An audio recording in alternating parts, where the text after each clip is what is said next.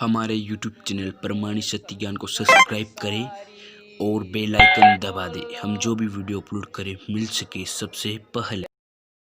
वेदों को तो दास ने अभी देखा सन 2002 के बाद, और अभी तक उसमें रहस्य मिल रहे हैं।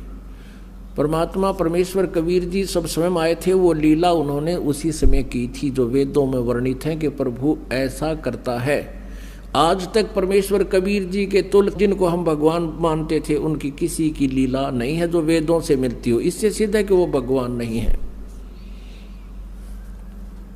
आज से 600 वर्ष पहले परमात्मा ने अपनी अमृतवाणी में, कबीर वाणी में, उस सूक्ष्म वेद में, उस तत्व ज्ञान में, सच्चिदानंद घन ब्रह्म की वाणी में कहा था कि वेद मेरा भेद है, मैं मिलूं वेदन से नाही, जौन वेद से मैं मिलूं वो वेद जानते नाही।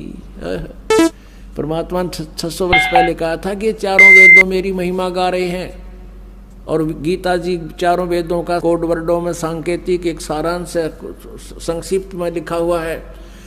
कहते हैं इनमें परमात्मा कह रहे हैं मेरी ही जानकारी है। वो परम अक्षर ब्रह्म पूर्ण परमात्मा है, वही मोक्षदायक है, उसी की भक्ति से कल्याण होगा। अन्य देवताओं की, किसी भगवान की पूजा करने से मोक्ष नहीं होगा। तो वो परमात्मा मैं हूँ, वेद मेरा भेद है, पर वेदों में वर्णित विधि से मैं मिल नहीं सकता, क्योंकि वेदों और गीता और पुराणों में इनकम्प्लीट आध्यात्मिक नॉलेज है, स्पिरिचुअल नॉलेज है, इनकम्प्लीट है। क्योंकि इसलिए तो उन्होंने छोड़ दिया। चौथे अध्याय के 34वें श्लोक में श्रीमद् भगवद गीता में कहा कि अर्जुन, तो उस तत्व ज्ञान को जिसमें सच्चिदानंद घन ब्रह्म की वाणी में उस परमात्मा के पाने का विशेष जानकारी है, वो तत्व ज्ञान है। चौथे अध्याय के 32वें श्लोक में कहा। उस ज्ञान को जानने के लिए गीता जी अध्याय नंबर 4 के श्लोक नंबर 34 में कहा है कि उस तत्व ज्ञान को तू तत्वदर्शी संतों के पास जाकर समझ, वही बताएंगे। इससे सिद्ध है कि गीता ज्ञान कंप्लीट नहीं है, लेकिन ये नहीं कह सकते गीता ज्ञान गलत है। यजुर्वेद अध्याय नंबर 40 के श्लोक नंबर 10 से लेकर 13 तक 2 बार प्रमाणित किया है कि कोई तो उस परमात्मा को संभव माने जन्म लेने वाला, दूसरा कहते हैं वो असंभवात यानी जन्म नहीं लेता, उत्पन्न नहीं होता। कोई निराकार बताता है, कोई साकार बताता है, कोई जन्म लेने वाला बताता है, कोई अजन्मा बताता है।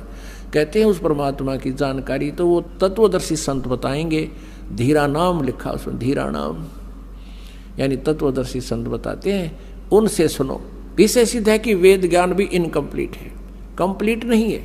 इसलिए यजुर्वेद अध्याय नंबर 40 के श्लोक नंबर 15 में कहा है कि वायु अनिलम अमृतम अथिदम भस्मांतम शरीरम। शरीर छूटने तक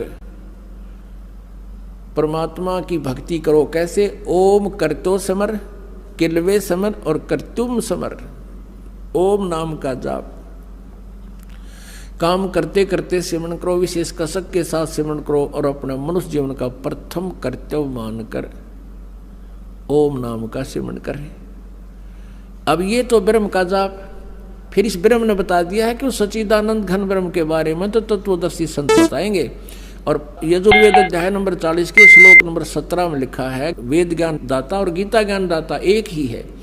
ये वेद ज्ञान दाता कहता है कि वो पूर्ण परमात्मा तो प्रोक्ष है, ऊपर प्रोक्ष है, गुप्त है, और मैं ब्रह्म हूँ, मेरा ओम नाम है, मैं खंभ यानी अंतरिक्ष में रहता हूँ।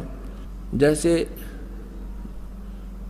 श्रीमद् देवी भागवत देवी पुराण में देवी खुद बताती है, हिमालय राजा को वर्णन, वो ब्रह्म के बारे में जानकारी देते हुए कहती है कि वो परमात्मा का केवल ब्रह्म है, ब्रह्म का नाम ओम है, और वो ब्रह्म सबका आत्मा ऊपर दिव्य आकाश यानी ब्रह्मलोक में रहता है।